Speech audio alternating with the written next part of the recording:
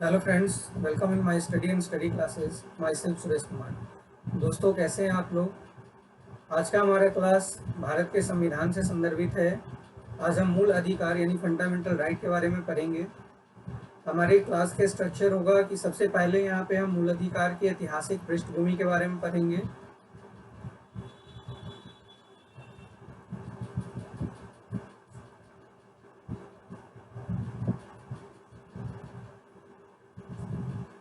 इसके बाद हम मूल अधिकार के प्रावधान, जितने भी प्रावधान है उसके बारे में चर्चा करेंगे कि यहाँ काफ़ी डिटेल रूप से हम आर्टिकल के साथ देखेंगे। नेक्स्ट हम मूल अधिकार की विशेषता,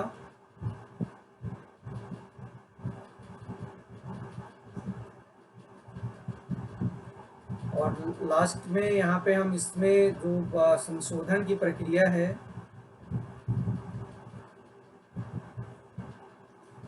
और क्लास के सबसे अंत में हमारा पार्ट होगा क्वेश्चन और आंसर्स जो प्रीवियस ईयर एग्जामिनेशन में पूछे गए हैं। तो इस तरह से हम अगर क्लास को अगर देखें तो काफ़ी डिटेल होगा ये, और ये हमारा इससे कई क्लासेस बनेगा मूल अधिकार पे। तो आज हमारा जो पहला क्लास होगा वो ऐतिहासिक पृष्ठभूमि पे आधारित है। इसमें हम देखेंगे कि किस तरह से भारत में मूल अधिकार की चर्चा एक जो भारत की स्वतंत्रता संग्राम में एक महत्वपूर्ण बिंदु रखता था, उन तमाम पक्षों में देखेंगे कि कब कब भारत के स्वतंत्रता संग्राम में या किन व्यक्तियों द्वारा कैसे कैसे मूल अधिकार के लिए आवाज़ उठाई गई थी। उन तमाम पक्षों को यहाँ पे हम देखने का प्रयास करेंगे। इसके अलावा भी थोड़ा सा हम वैश्विक लेवल पे भी इसके पृष्ठभूमि को देखने का प्रयास करेंगे। दोस्तों, ये क्लास आपके न सिर्फ IAS, PCS जैसे UP PCS, UPSC आदि एग्जामिनेशन के लिए महत्वपूर्ण है, बल्कि ये किसी भी एग्जामिनेशन, चाहे वो SSC हो, रेलवे हो या अन्य स्टेट SSC हो, सबके लिए काफ़ी महत्वपूर्ण हो जाता है। तो ध्यान से देखें क्लास को। क्लास समझ में आए तो आप ज़रूर लाइक करें, और जब कमेंट ज़रूर करें जहाँ पे दिक्कत हो आप लोगों को, या फिर जो भी आपकी इच्छा है कमेंट करके आप पूछ सकते हैं। तो चलिए ऐतिहासिक पृष्ठभूमि पे चर्चा करते हैं।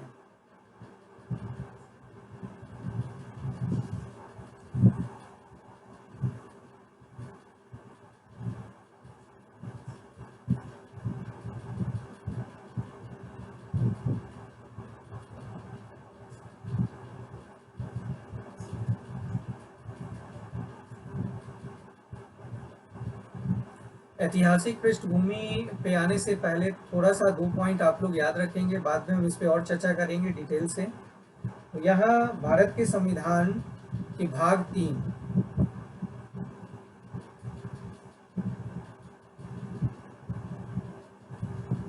संविधान के भाग 3 और आर्टिकल्स याद रखेंगे आप 12 से 35।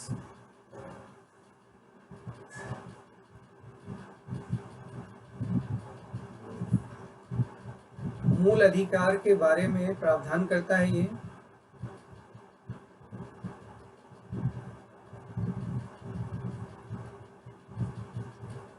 और यहाँ पे एक पॉइंट और आप लोग याद रखेंगे कि संविधान का जो भाग 3 है वो अमेरिका के संविधान से प्रभावित है। यानी हमारा जो मूल अधिकार है या भाग 3 है वो अमेरिका के संविधान से प्रभावित है।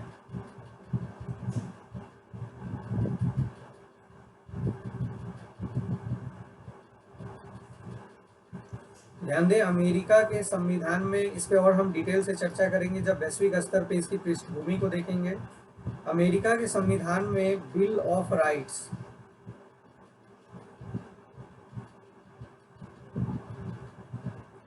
बिल ऑफ राइट्स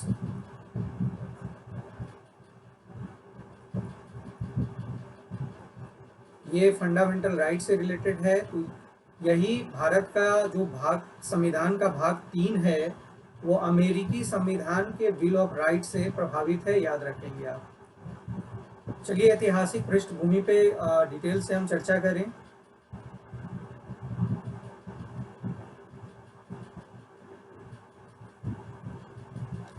अगर भारत के स्वतंत्रता संग्राम में देखें और खास करके जो मौलिक अधिकार की मांग की बात करें, तो सबसे पहला पॉइंट आप रखेंगे याद, ये आपके लिए काफ़ी महत्वपूर्ण हो जाता है। और 1895 का संविधान विधेयक,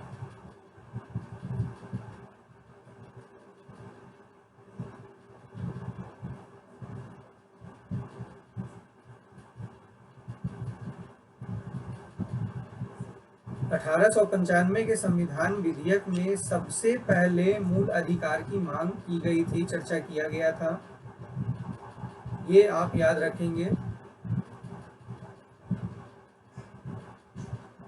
इसके अलावा देखिए, जैसे जैसे राष्ट्रीय आंदोलन अपने चरम पे पहुंचना शुरू किया था और राष्ट्रवाद में एक व्यापक मुद्दा होना शुरू हुआ कि मूल अधिकार हमारे राष्ट्रीय आंदोलन का एक महत्वपूर्ण अंग था ये। और यही कारण है कि भारतीयों ने मूल अधिकार का निरंतर मांग करता रहा। इसमें अगर हम कांग्रेस की बात करें तो देखते हैं कि जो कांग्रेस ने 1917 से लेकर के 1919 तक काफ़ी मुखर रूप से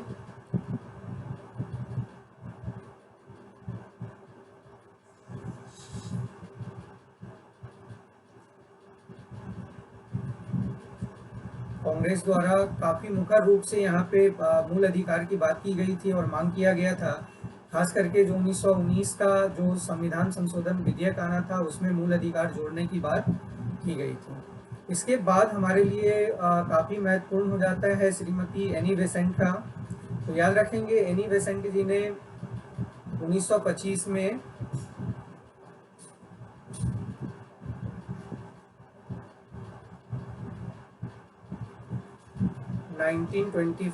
एनी बेसेंट जी का आप याद रखेंगे, ये था कॉमनवेल्थ ऑफ इंडिया बिल।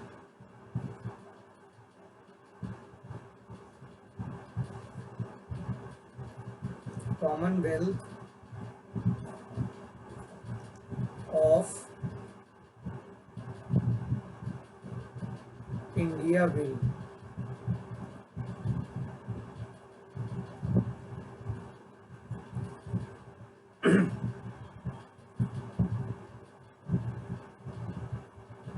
(1925) ये याद रखेंगे, कॉमनवेल्थ ऑफ इंडिया बिल द्वारा एनी बेसेंट जी ने मूल अधिकार की मांग की थी। इसके बाद देखिए, अगर ऐतिहासिक पृष्ठभूमि में देखें तो आप जानते हैं कि नेहरू कमेटी बना था 1928 में। ये मोतीलाल नेहरू द्वारा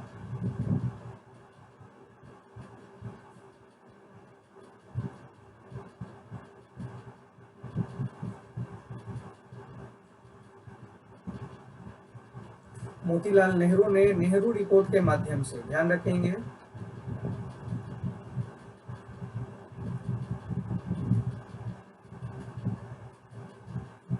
नेहरू रिपोर्ट के माध्यम से भी मूल अधिकार की मांग किया था। ये क्वेश्चन कई बार पूछ चुका है, तो काफ़ी महत्वपूर्ण हो जाता है ये। इसके बाद अगर हम बात करें तो हमारे लिए काफ़ी महत्वपूर्ण है कांग्रेस का अधिवेशन।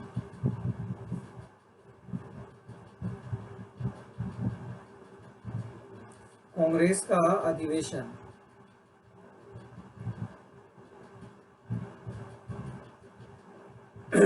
इस अधिवेशन में देखें, आप दो अधिवेशन याद रखेंगे। एक तो मद्रास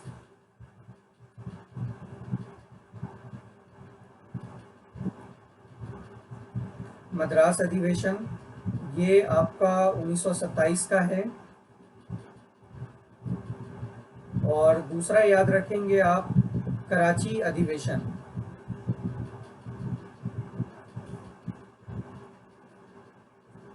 कराची अधिवेशन ये 1930 का। ध्यान दें, कराची अधिवेशन से कई बार क्वेश्चन पूछा जा चुका है कि इन दोनों अधिवेशनों में मूल अधिकार का प्रस्ताव पास किया गया था।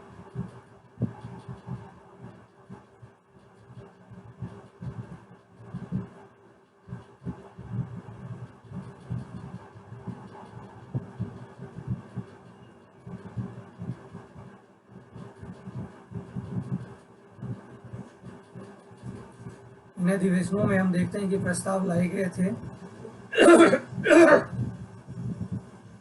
इसके बाद हमारे लिए काफ़ी महत्वपूर्ण हो जाता है, देखिए ये हम लगातार देख रहे हैं कि कांग्रेस के द्वारा हो या फिर भारत में प्रमुख स्वतंत्रता सेनानियों के द्वारा हो, इन लोगों के द्वारा मूल अधिकार की निरंतर मांग की जाती रही है। इसके बाद देखिए काफ़ी महत्वपूर्ण हो जाता है हमारे लिए गोलमेज सम्मेलन। गोलमेज सम्मेलन में ध्यान रखें, दूसरा गोलमेज सम्मेलन,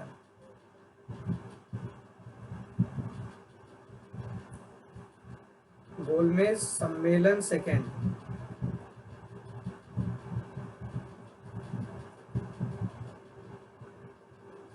और यही मात्र ऐसा गोलमेज सम्मेलन था जिसमें गांधी जी ने भाग भी लिया था।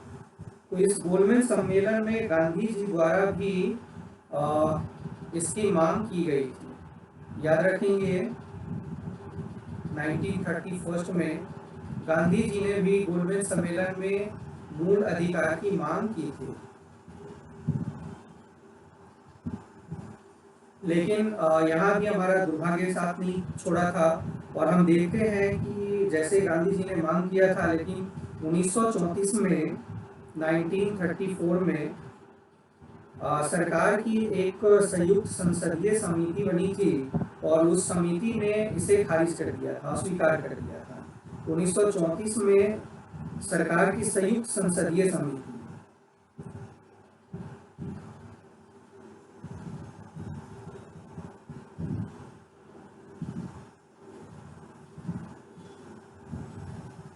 समिति ने इसे अस्वीकार कर दिया, याद रखेंगे आप।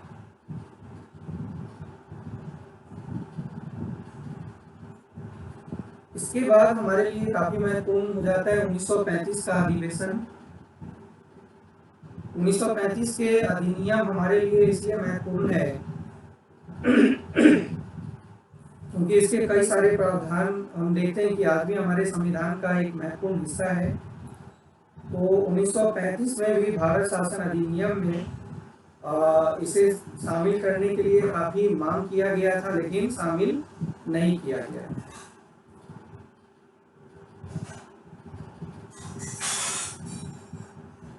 भारत शासन अधिनियम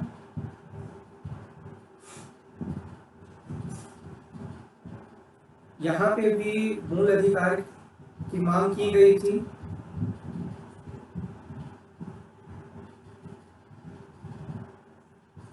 लेकिन इसे शामिल नहीं किया गया। ध्यान रखेंगे यहाँ पे इसे शामिल नहीं किया गया। अब हम देखते हैं 1945, याद रखेंगे 1945 में तेज बहादुर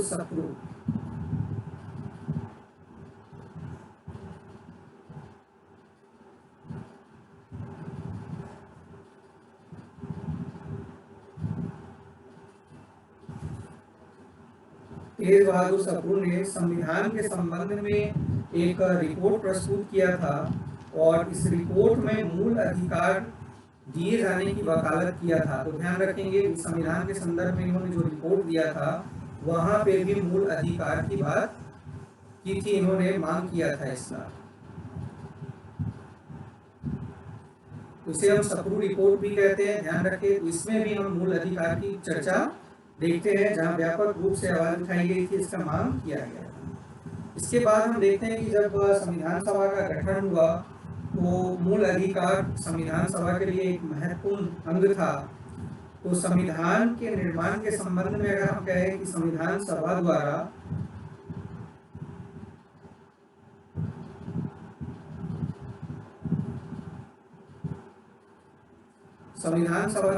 एक अहम कदम उठाया गया था और मूल अधिकार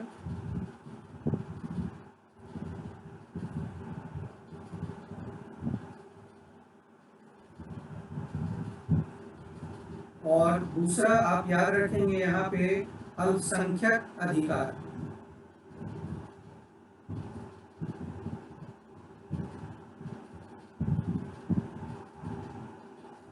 मूल अधिकार और अल्पसंख्यक अधिकार इन दोनों के लिए एक परामर्श के लिए, यहाँ पे इन दोनों से संदर्भित परामर्श के लिए एक समिति गठित की गई थी। और ध्यान रखें, ये आपसे एग्जामिनेशन में पूछा जा सकता है।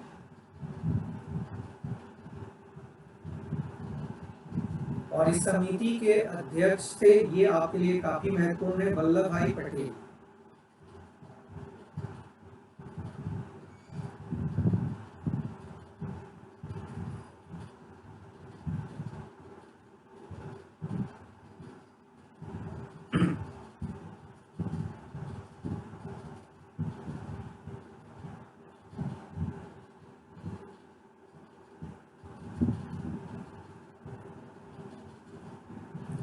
ये आप बिल्कुल याद रखेंगे कि मूल अधिकार और संविधान सभा द्वारा मूल अधिकार या अल्पसंख्यक अधिकार के लिए परामर्श समिति का गठन किया गया था। इसकी अध्यक्षता किन्होंने की थी या किनके अध्यक्षता में समिति का गठन किया गया था? तो सरदार वल्लभ भाई पटेल की अध्यक्षता में एक समिति का गठन किया गया था। इसके अलावा एक मूल अधिकार पद के परामर्श के उप समिति का भी गठन किया गया था।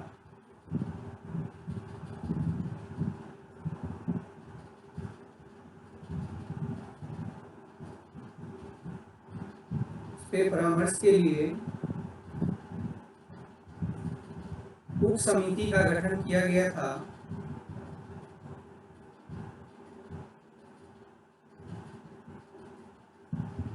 और इसकी अध्यक्षता जेपी कृपलानी जी ने की थी। ध्यान रखेंगे, ये भी आपके लिए काफी महत्वपूर्ण है।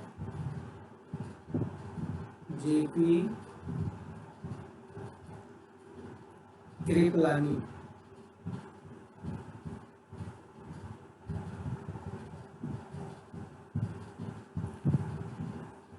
तो अगर हम यहाँ देखें, एक समिति है और दूसरा उप समिति है। तो मूल अधिकार के उप समिति की अध्यक्षता कृपलानी जी ने की थी और मूल अधिकार पे जो परामर्श समिति था उसकी अध्यक्षता सरदार वल्लभ भाई पटेल ने किया था। ये दोनों आप लोगों के लिए काफी महत्वपूर्ण है। और हम देखते हैं कि इनकी सिफारिशों के आधार पे भारतीय संविधान के भाग 3 में मूल अधिकार का प्रावधान किया गया। तो इन लोगों ने जो सिफारिशें की थी, इसी के आधार पे हमने देखा कि भारत के संविधान में भाग 3 में मूल अधिकार को हमने जगह दिया था। तो ये हमारा ऐतिहासिक पृष्ठभूमि था।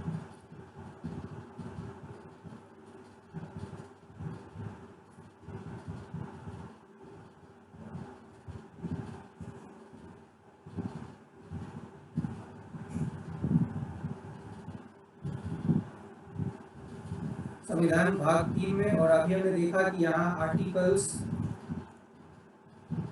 12 से 35 तक मूल अधिकार को शामिल किया गया है। तो आपने देखा कि किस तरह से भारत के संविधान में मौलिक अधिकार को जोड़ने की मांग एक निरंतर प्रक्रिया रही थी और हमारे राष्ट्रीय स्वतंत्रता संग्राम का एक महत्वपूर्ण बिंदु था ये। थोड़ा सा अगर हम वर्ल्ड लेवल पे इसकी चर्चा करें, विश्व स्तर पे, तो इसे भी आप समझें।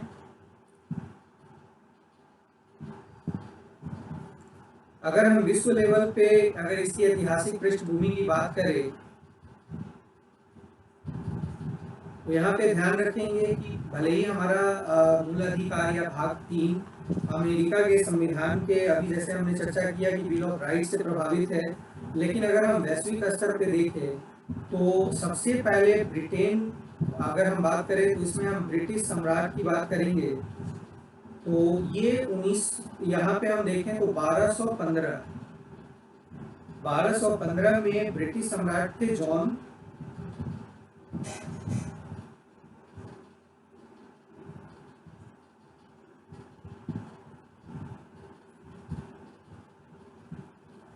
जॉन द्वारा इसकी शुरुआत की गई थी और इन्होंने एक हस्ताक्षर करा था और उसे हम कहते हैं मैग्ना कार्टा।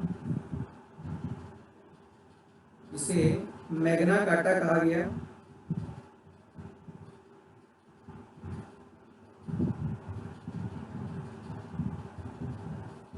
और ये मैग्ना कार्टा में मूल अधिकार संबंधी प्रथम लिखित दस्तावेज आप इसे कहें।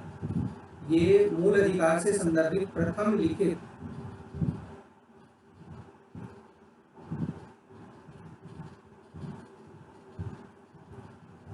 दस्तावेज था ये, तो ये आप याद रखें। इसके बाद हम कई सारे घटना देखते हैं वैश्विक स्तर पे। इसके बाद अगर हम ऐतिहासिक पृष्ठभूमि में वैश्विक स्तर पे देखें, दो तीन चीज़ आप याद रख सकते हैं। जैसे 1689 में जब यहाँ पे लिखा गया था तो बिल ऑफ राइट्स की बात की गई थी, तो बिल ऑफ राइट्स भी आप याद रखें। 1689 में बिल ऑफ राइट्स जोड़ा गया था।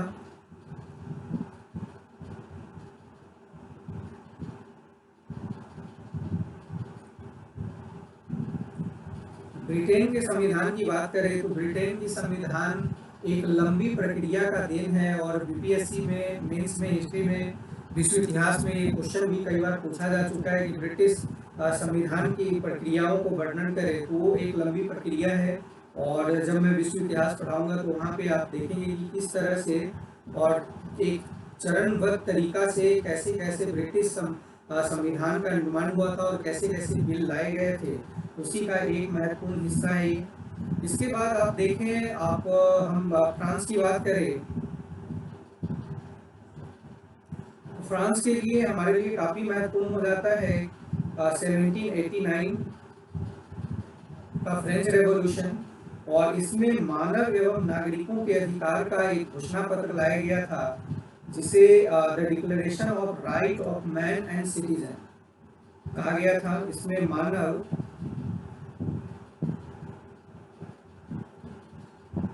एवं नागरिकों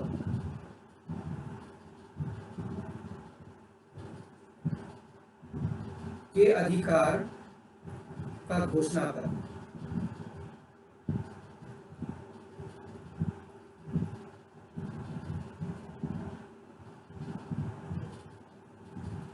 घोषणा पत्र यानी the declaration of right of man and citizen द्वारा भी हम देखते हैं कि यहाँ पे फ्रांस के नागरिकों को मूल अधिकार दिया गया। हालांकि ये बेसिक स्तर पे था और ये एक मेच्योर अवस्था को प्राप्त नहीं किया था, और यही कारण है एक फ्रेंच रेवोल्यूशन की निरंतरता में ये भी एक महत्वपूर्ण कारण है, क्योंकि फ्रेंच रेवोल्यूशन केवल एक बार नहीं हुआ था अधिकारों की मांग के लिए, और हम देखते हैं कि कई सारी वहाँ पे प्रक्रियाएं थी, समस्याएं थी, और इसके लिए हम उसमें एक निरंतरता देखने को मिलता है हमें विश्व इतिहास में। इस पे जब हम फ्रेंच रेवोल्यूशन हिस्ट्री में बात करेंगे तो आप देखेंगे कि फ्रांस की क्रांति कई चरणों में गुजरी थी, और इसके क्या कारण थे हमारे लिए काफ़ी महत्वपूर्ण कारण है। और यहाँ पे आप ध्यान दें, जब लुई सोलामा को फांसी की सजा दी गई थी, तो वहाँ पे भी उसको फांसी की सजा देने का मेन कारण था मूल अधिकारों का हनन, तो आप इसे याद रख सकते हैं। और अगर हम बात करें तो 1791 में अमेरिका के संविधान में संशोधन द्वारा अधिकार पत्र जोड़ा गया था, जिसे हम मूल अधिकार के तौर पे देखते हैं। तो अमेरिका में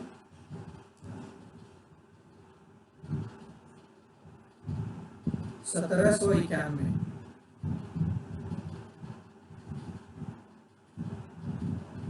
यहाँ पे संविधान में संशोधन किया गया था,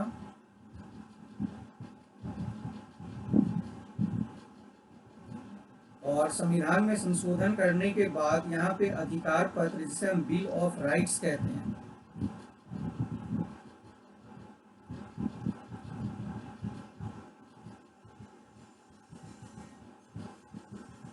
बिल ऑफ राइट्स को जोड़ा गया था और मूल अधिकार का प्रावधान किया गया था। यानी ये आपका बिल ऑफ राइट्स है।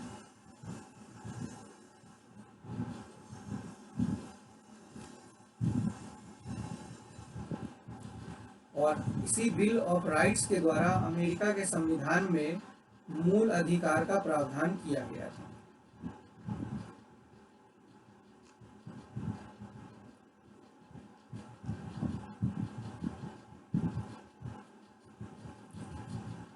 तो इस तरह से हम कुछ ऐतिहासिक पृष्ठभूमि में वैश्विक स्तर पे भी देखा और भारत में किस तरह से स्वतंत्रता संग्राम का एक महत्वपूर्ण अंग था हमारा मूल अधिकार। दोस्तों, क्लास कैसा लगा आप लोगों को कमेंट ज़रूर करें। चैनल अगर सब्सक्राइब नहीं किया है तो चैनल को सब्सक्राइब करें, शेयर करें ताकि अधिक से अधिक लोगों को ये सुविधा मिल सके। और आप लोग कमेंट ज़रूर लिखें, कमेंट में खास करके जो आपकी समस्या है वो लिखें और जो कमियां हैं उसको ज़रूर लिखें। Thank you everybody, thank you watching for me.